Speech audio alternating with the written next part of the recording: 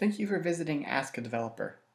In this tutorial, we're going to continue our project by capturing data and displaying it onto a label using two methods. The first method will be using a button. The second will be using our text field enter key. To do this, we'll first need to place a label inside of our view. Just drag the label view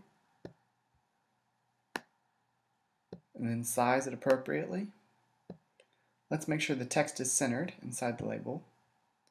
And now we're going to create our property so that we can connect that object to our code. Named it My Label. We'll hit save. Come back over to the storyboard, click on our view controller, and then link that label together. We now need to create an IBAction and associate that action to our button event. To do that, we'll need to define a method, IBAction, and then a name. We'll say show greeting. We'll go in our implementation. I'm going to copy and paste some code here, and basically what this is going to do, it's going to take the text from my text field and save it to a string. It's going to then compare that string length to see if it's 0. If it's 0, we're going to get an output to our new label that says hello world, or whatever we enter in will be displayed.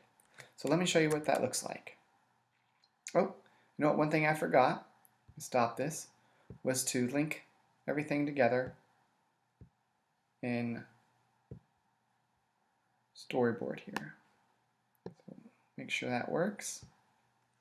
Alright, rebuild, it says hello world, and if we enter in something like John, it says hello John. Now we have a slight problem.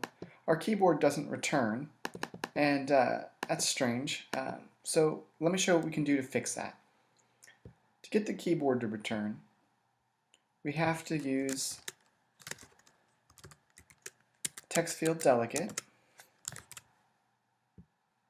We will also need to subscribe to that delegate from our text field. Then we'll need to handle that.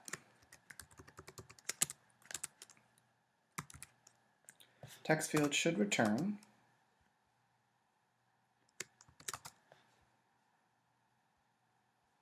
Alright, and we're going to do this.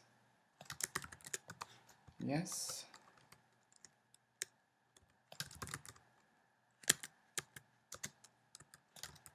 Reassign first responder. Let's rebuild and try this again. Hit return, and the keyboard goes away, but we don't have the label showing. It'd be nice to see what we could do to when we hit return that it would show our label. But for now, we hit our button, and now John gets displayed. If you have any questions or comments about this tutorial, please feel free to subscribe and send me a message.